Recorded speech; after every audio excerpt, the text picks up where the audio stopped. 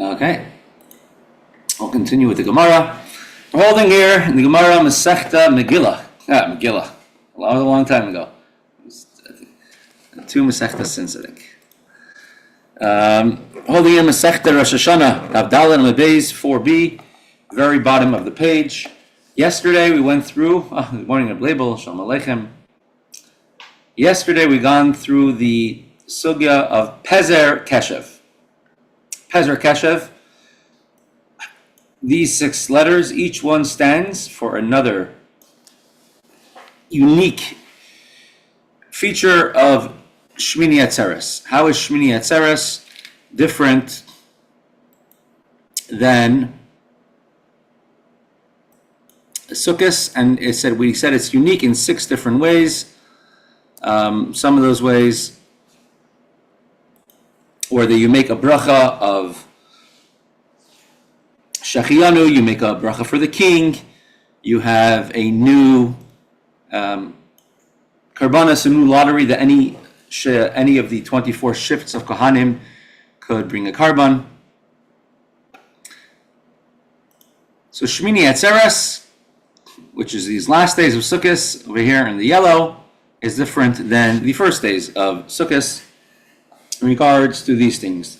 You had a special song in the Beis HaMikdash. You say a different nusach in davening. You say Yom Shmini Atzeres Chag Hazeh. The Gemara says, Aval Inyan Tashlumin, regarding paying up your pledge, the due date, if one had to pay up their pledge to the Beis HaMikdash by Sukkos, whether like Rabbi Lezer, the son of Rabbi Shimon, who says that every pledge has to be paid up by Sukkos, or if it's the 3rd or 2nd or 1st Yom Tiv that you have to pay it up by. Regarding filling your pledge, you have, if you pledge to bring something to the Beis HaMikdash, and the due date would be Sukkos here, you have until the end of Shmini Atzeres to pay it up. You got 8 days to do it. Divri Akol Tashlumin Derishinu. Everyone would agree that all these opinions we said before, that it is considered to be as Sukkos in regards to paying your duty, your pledge, on time. The Tanan, as we've learned in a Brisa, Mi shelichag Yom Tov Rishon shel Chag, someone who did not celebrate Sukkos. What do you mean you didn't celebrate Sukkos? It means that they didn't bring a karban to the Beis HaMikdash like they're supposed to bring on Sukkos. Let's see if we could change something. Let's see if this will help. Someone who did not, that might help, bring their obligated celebratory offering. Now, a karban chagiga is a whole tractate of Mishnayos and Gemara called Masechta Chagiga, where somebody who came to the Beis HaMikdash on Pesach, Shavuos, or Sukkos had to bring a special karban called Chagiga, which was partly given to partly burned on the Mizbeach, partly for the Kohanim, partly for the owners, a karban shlomim. And it had to be brought every single Yom Tov, and it's an obligation, because if you need to bring it, that means you will definitely have meat on Yom Tov, because not necessarily is everyone going to always have meat for Yom Tov, but if you have to bring a karban where you get some of the meat, it's a simcha. So choyeg is called haragel v'Yom Tov acharayin shel Chag. So a person, if you did not bring it, your karban chagiga on the first days of Yom Tov, on Sukkos, you can still bring it on Shmini Atzeres and on Chol Hamoed, meaning that regarding paying up, bringing a karban, what you have to bring, Shmini Atzeres is part of Sukkos. Based on all this, question we now have,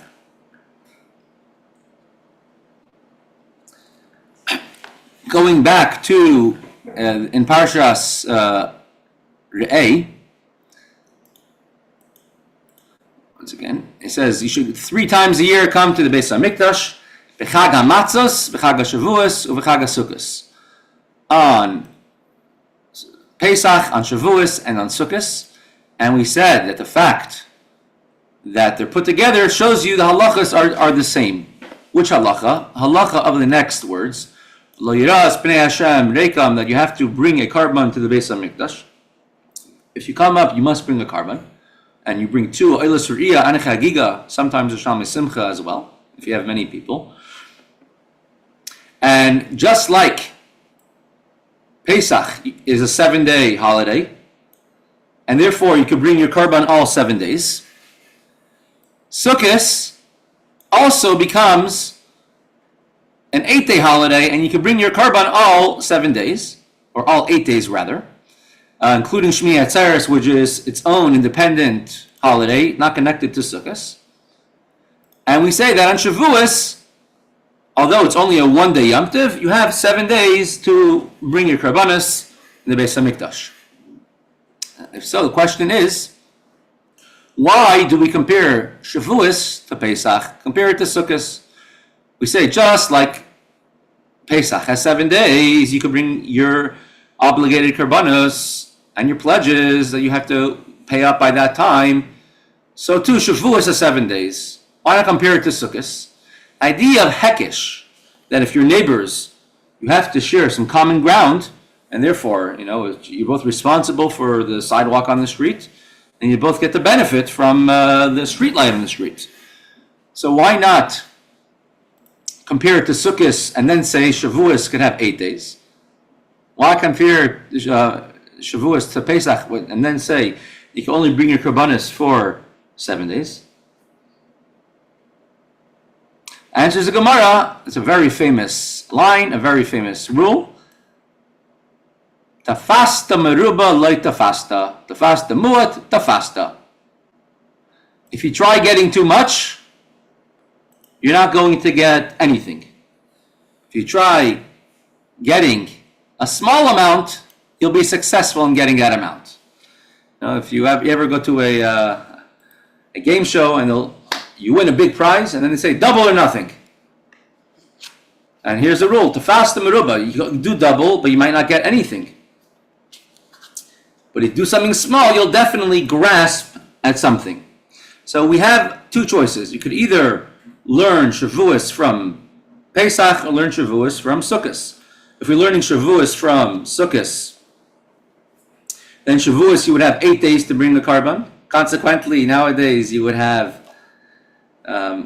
not saying Tachnan all the way through Yud Gimel Sivan. Or you could choose to learn from Pesach, which is a shorter Yom Tov, only 7 days. So better to, when you're learning something new, something unique, you grab onto the smaller thing. Because if let's say the halacha would be that by Shavuos, you could bring karbanos for 8 days and we limit it to 7, then for sure you brought it at the right time.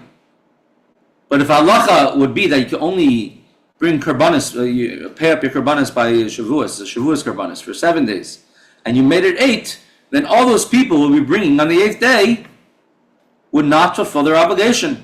Right? They would be bringing the carbon after the deadline is up. So therefore, better, if you want to learn, compare Shavuos to one of these 2 Yamim Tovim, Pesach or Sukkot, you compare it to the one which is less of a chiddush, because less of a novelty, in order to definitely at least walk away with something that would be good. A person will definitely have fulfilled their obligation and be completely valid. And every Yom Tov, that's the way it works, including for Shavuos, that one can bring the karbanos up till the proper time. It's a very beautiful sefer called the Mavoi Lechachmas HaKabbalah. The introduction to learning Kabbalah. Because if you take the Zohar itself, obviously it's not really understandable without first having a full background in the Nigla Torah, I mean, Torah Shebeksav, Torah Shebal Peh. And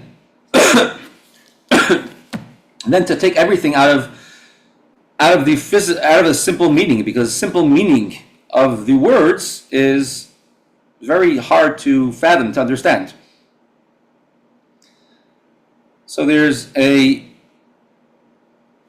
whole organization, you could say, which comes together, and they give people a lot of the basics in the Limud Kabbalah to understand what exactly the context of what it's saying, of the Ari, the Rashbi, etc. So it explains what it says over here, tafasta meruba lo tafasta. If you try grabbing onto too much, you're going to be left with nothing. Tafasta muat, if you try grabbing onto a little, then you'll actually have it. Meruba, yakal yiglana, greatness is enkate, something infinite, and muat is the idea of miut, the idea of making the Or of Hashem smaller, the tzimtzumim. So when Hashem created the world, Hashem was tafasta muat. Hashem made the world with tzimtzum, getting smaller and smaller. But this world, tafasta, it lasted. However, tafasta meruba is before this world, before the world of Tikkun, right? We have a world of Toyu. And when the world in Toyu, you had Iris merubim v'kelim muatim, a lot of Iris, too much concentrated light of Hashem, and very little kelim, very little capability to handle those lights of Hashem. So Hashem did the same thing. When He first created a world of Toyu, tafasta meruba, a world with many, many lights. Lo tafasta didn't last. But tafasta muat, when we created the world with miutim, with small things, then tafasta, then it lasted. Very interesting pirush on these words.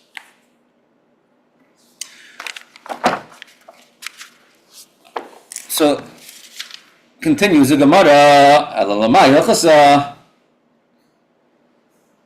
last word on the last line on Dal Amud Beis on 4b. Lema yachasa Keshev Rachmana l'Chag HaSukkos. We just told me a rule that when you have the words, you told me a rule, you always go for the lesser novelty, the lesser chiddush. So therefore, Shavuos has the same law, the same din as Pesach. You have 7 days to bring your Shavuos karbanos, but not like Sukkos, which has 8 days to bring the karbanos. So if so, why mention Sukkos? What is the reason the Torah mentions Sukkos if Shavuos is compared to Pesach? Why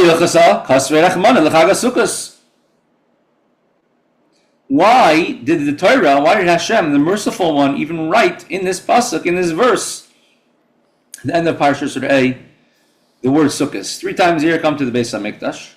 Just don't mention Sukkos. What is meaning? Don't mention it, or why was it mentioned? What can we learn out of it? Every single word in the Torah, Moshe Rabbeinu's shorthand of all the shiurim, what's it teaching us? So Gemara answers, Lakushe l'Chag HaMatzos.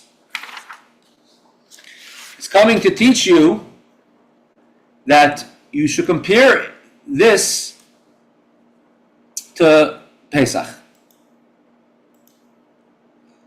Sorry about that.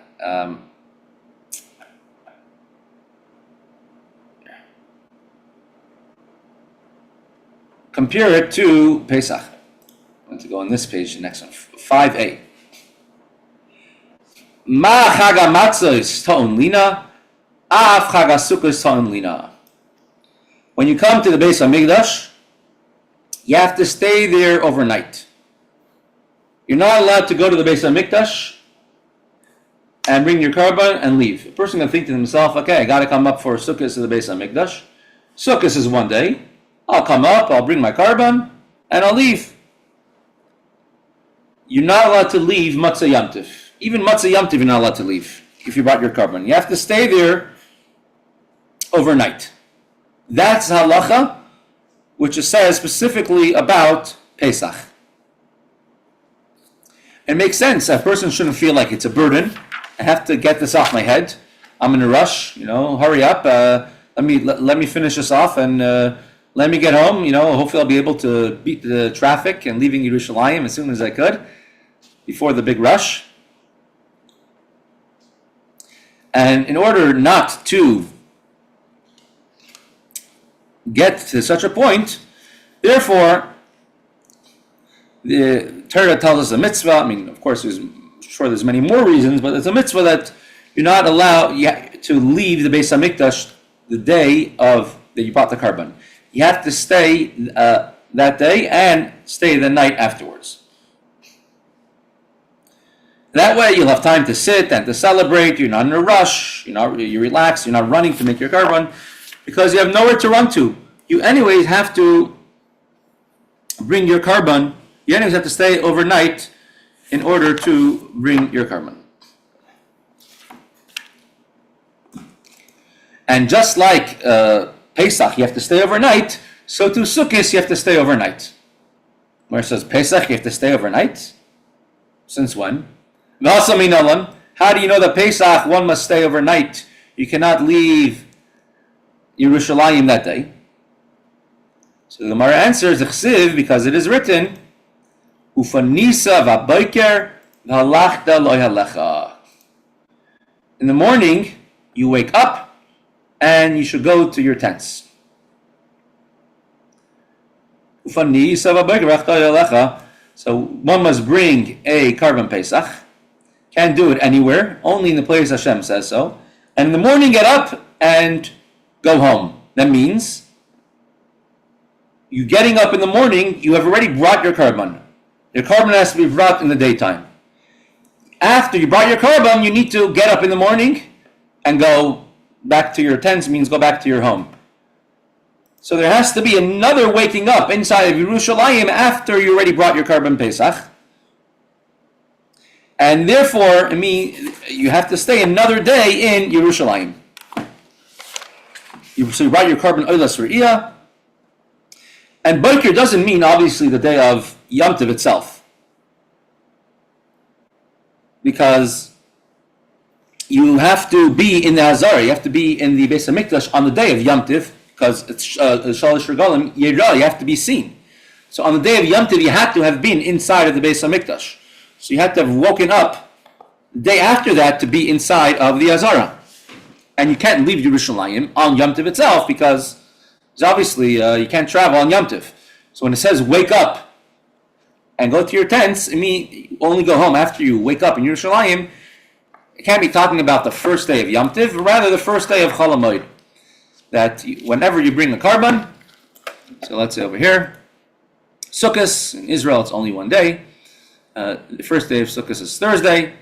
You can't go home till, if you brought your carbon on Thursday, first day you could go home is Friday. Carbon Pesach, you bring it on Erev Yom Tov, but you can't travel on Yom Tov. If Torah tells you spend the day there, it means spending an extra day there.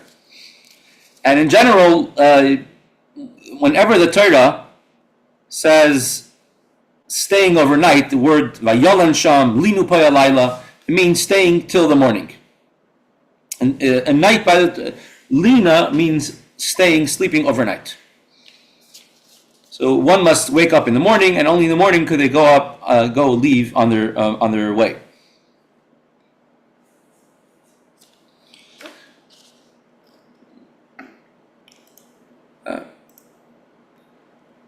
And by Pesach, it says that one must stay overnight in Yerushalayim. You shouldn't be leaving Yerushalayim too fast. And the fact that the Torah puts them together, Chag HaMatzos, Chag HaShavuos, and Chag HaSukkos, you learn from each other. So from Shavuos, we learn out of Pesach that you have up to 7 days to bring a carbon. On Pesach, we know one must stay overnight, as it says a few psukim earlier. And therefore, you must also stay overnight on Sukkot, And on Shavuos, we don't have to say that because it automatically is inferred. If we're learning the whole entire Shavuos, you could bring your Shavuos carbon for 7 days. We're learning it from Pesach, so it would have the same characteristics as Pesach, and therefore, whenever you bring a carbon, you have to stay overnight. You are not allowed to rush.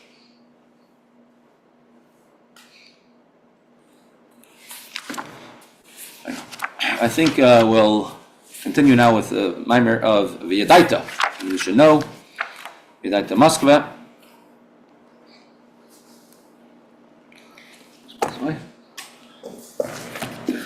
Let's get to where we are up to.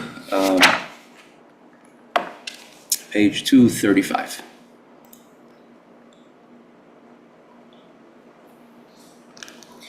Talking about Hashem's disguises. Hashem coming and he makes it that nobody could recognize him, nobody can know who he is.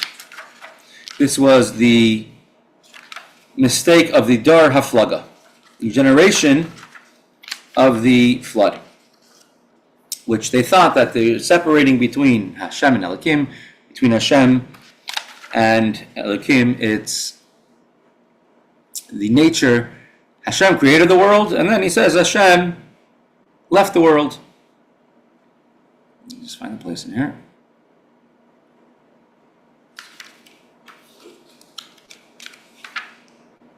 Here. Up to the word ubefrat right over here. Just zoom into that. Almost on the mimer. Okay. Let's go like this. Okay, let's see how this works. Ubefrat. So we'll do that one over there. And over here.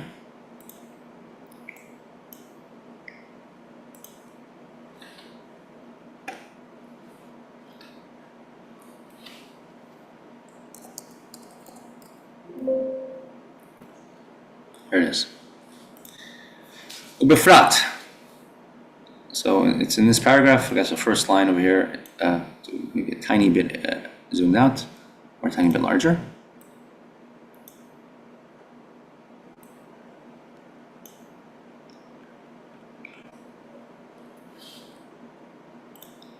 Okay. Ubefrat. Asher Yasim Aliboy.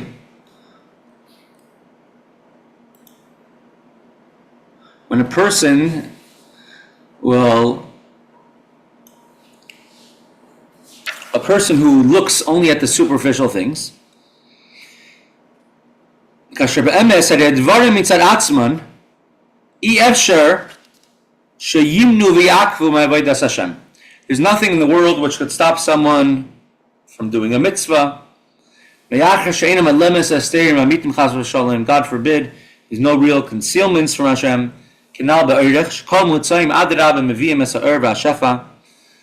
Every single medium, everything in the world is bringing Hashem's light. And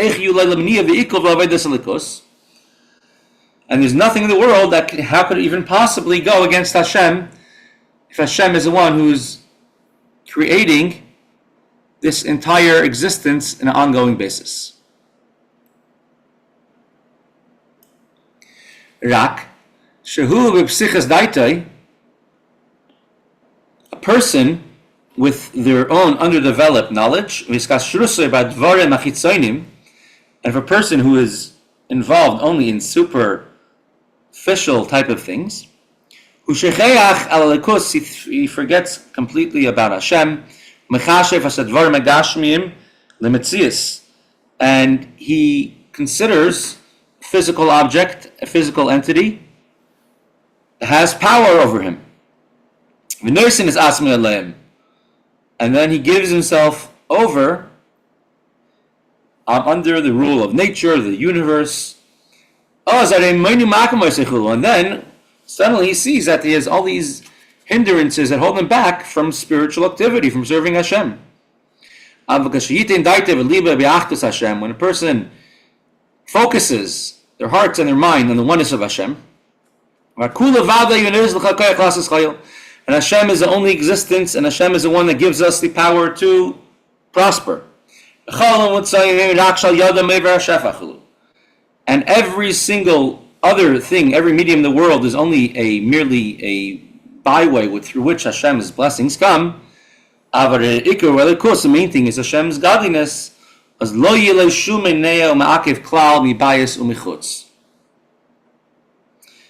There will be absolutely nothing which could stop a person and hinder them from Hashem,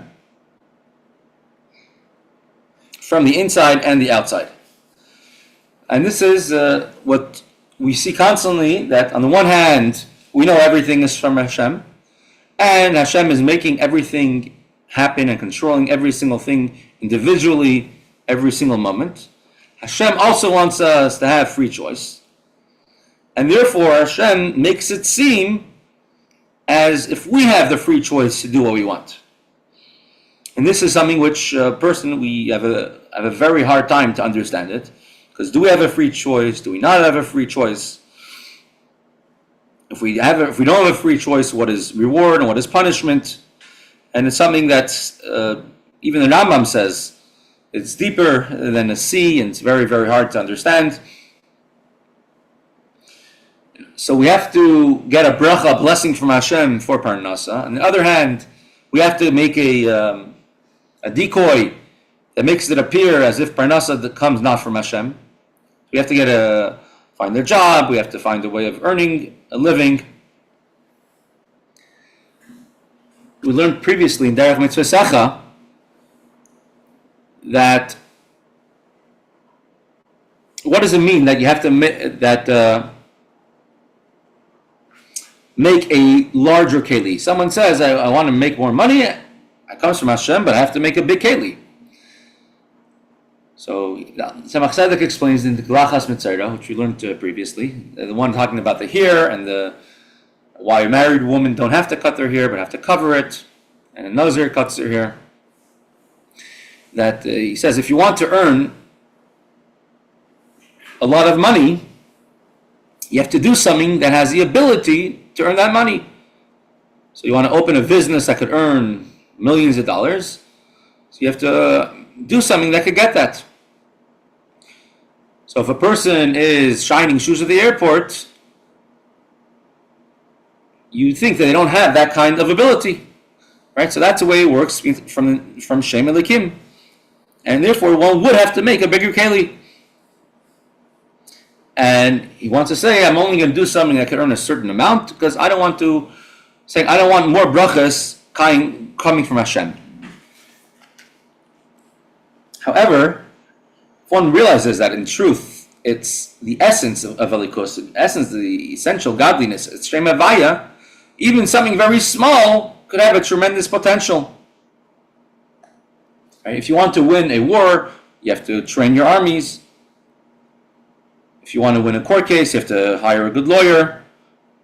It could seem that the skill of a lawyer won the case, or the skill of a doctor healed somebody, but really, in truth, it all comes from Hashem. And hiring someone who is not a good doctor, not a good lawyer, is creating a weaker concealment for the blessing of Hashem. And Hashem wants the brachas to be concealed. Right? It says, "V'rechecha Hashem alikecha b'chol asher tasa." We have to do something to make a bracha from Hashem, to receive the bracha of Hashem. So you have to make an effort, but you should know any effort that you do should not be a full-hearted effort. It should be a half-hearted effort. Meaning, this is not what's going to make it or break it. You made the possibility for the bracha of Hashem to come. B'chol asher tasa, just your hands have to do the work. But your head has to be involved in higher things. V'yeh davok rak be'elikus.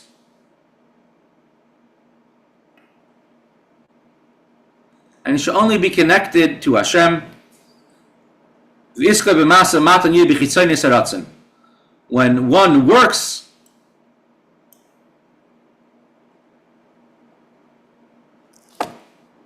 it should only be with the most external. So interesting over here.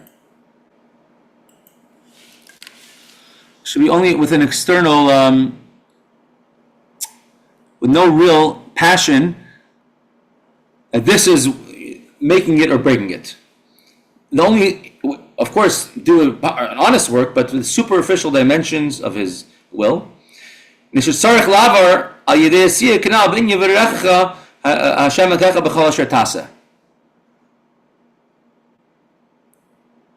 skipping some words here. It's so interesting.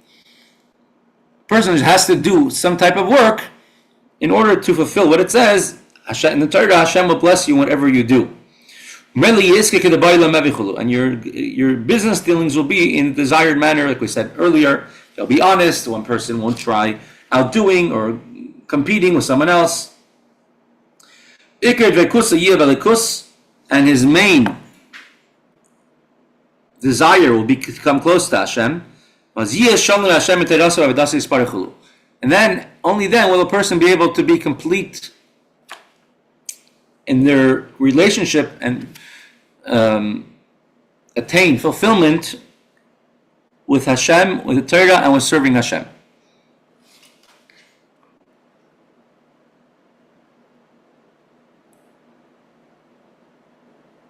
So interesting.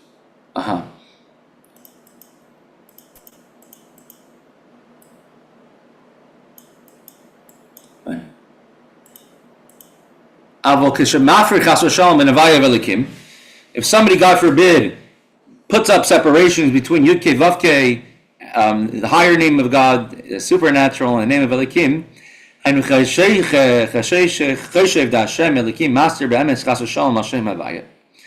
name of Elikim is covering over of Havaya, God forbid.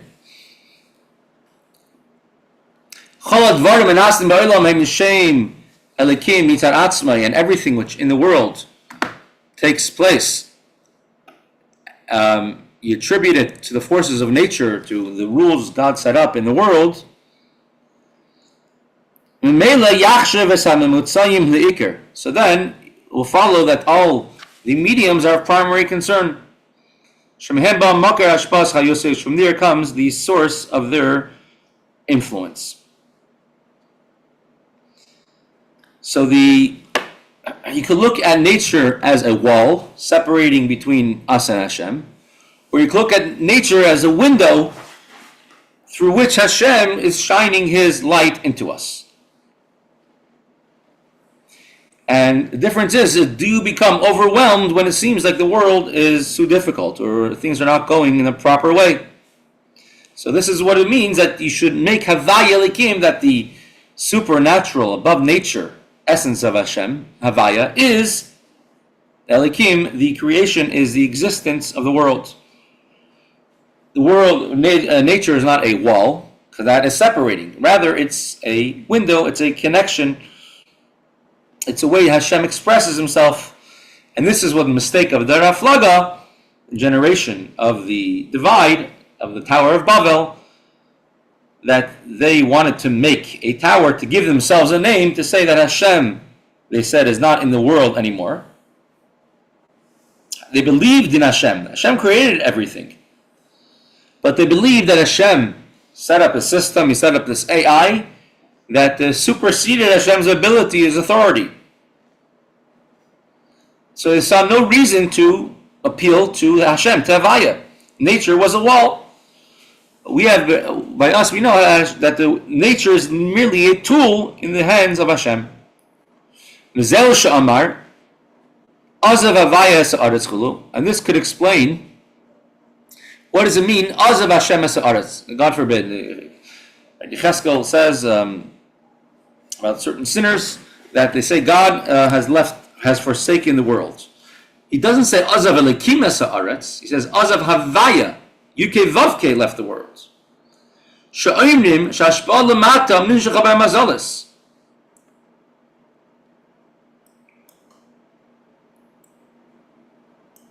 They say that Hashem does not manifest direct influence over the world. Say, these mountain ranges have been here millions of years, and to give everything by themselves. And he puts a power, an influence with every mazalis. It generally means spiritual realms, constellations, and it was used. They were always considered as sources of power, right? Those who bow to the sun and the stars, because they felt that the sun and stars have power. I explained before, because in this whole idea of astrology, it's not that their predictions are not true. These predictions could be they're true. It's Hashpa, the blessing of Hashem, coming down to the world through the mazalas. I don't know about today's astrologers, who the vast majority of them probably are shills, but astrologers from times of Parai, astrologers from times of Nimrod, different astrologers who they see something that Hashem is going to do in the world, and the news first comes over there, and therefore they're able to see it, tap into it. Of course, for Jewish people, we are beyond any astrological signs. Even if, God forbid, something is negative said in the stars, it could be turned over to a positive through teshuvah, tefillah, tzedakah. There are many stories in Gemara about that. And Shmuel from the Gemara was with Avlit. Avlit was a non-Jewish astrologer, a big sage, and both of them were very great experts in the heavens and constellations. Shmuel was living in Erda, and he said that the pathways of the heaven are as familiar to him as the pathways of the city where he lives, of Erda. And he's with Avlet, and in the morning, a group of laborers are going by. Avlet points to one of them, and he says, "This particular one is not going to come back alive today. They're going to chop wood." So Shmuel told him, if he's Jewish, your prediction won't be true. If he's not Jewish, your prediction will be true. They made sure to be there when all the laborers came back at the end of the day. And they saw that the person who Avlet said he'll die was alive and well. Avlet said, something's wrong, it can't be.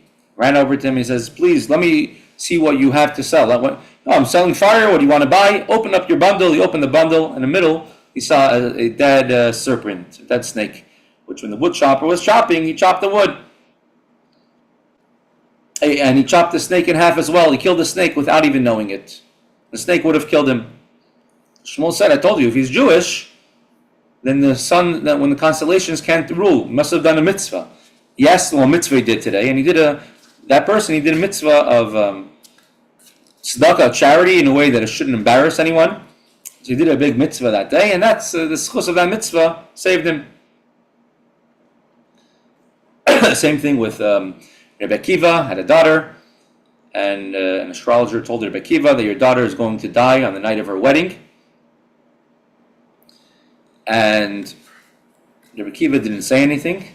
He davened to himself that this shouldn't be true. And during the wedding, imagine Rebbe Akiva's daughter and granddaughter of Kalba Savua, one of the wealthiest Jews in the whole Eretz Yisrael. It was a very grand wedding. Many people came. And middle, a poor man came in, and nobody really paid attention to this poor man. And the Kala, the bride, saw this poor man. She went and she took her own portion of food from the head table, and she gave it to the poor man to eat. Later that night, she came, went back to her house, and there's no electricity. It was dark. She took off her pin, which had her veil in it. She took out her pin and she put it into the wall. And morning she woke up, she saw that she stuck it into a snake right in its head and killed a snake, a dangerous snake. So it's very easy to make a mistake to think that, listen, there's power in these people. There's power in either the people or in the sun or the stars. And they could say, Ozav Hashem es haaretz. Listen, Hashem set up the system, but it got too powerful, God forbid. This is why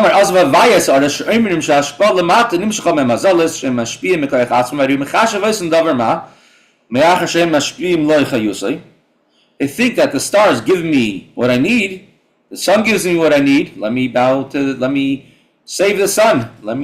Nature comes, environment comes before everything.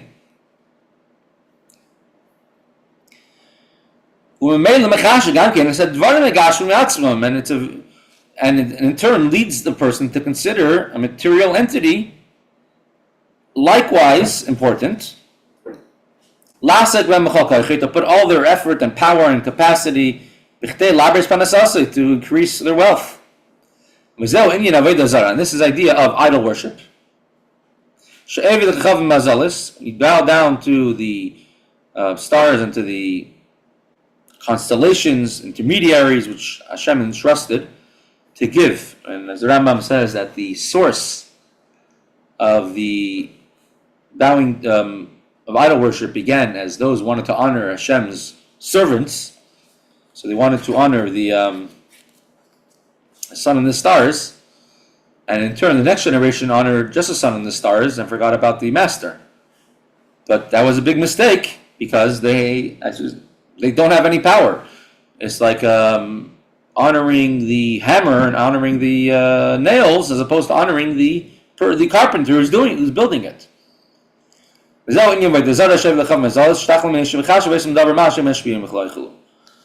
They think that they have some type of power and ability over them. So we'll pause over here and just to take out, instead of looking as a challenge, as something awful, as terrible, step back and then realize we have a choice how we're going to react. Are we going to look at the obstacle, the not good experience, as a wall? Where was Hashem during this while this is going on? Or it's a window. One will actually make us have a hard time, and one will actually realize that we are right now being literally by the hand, being held by Hashem.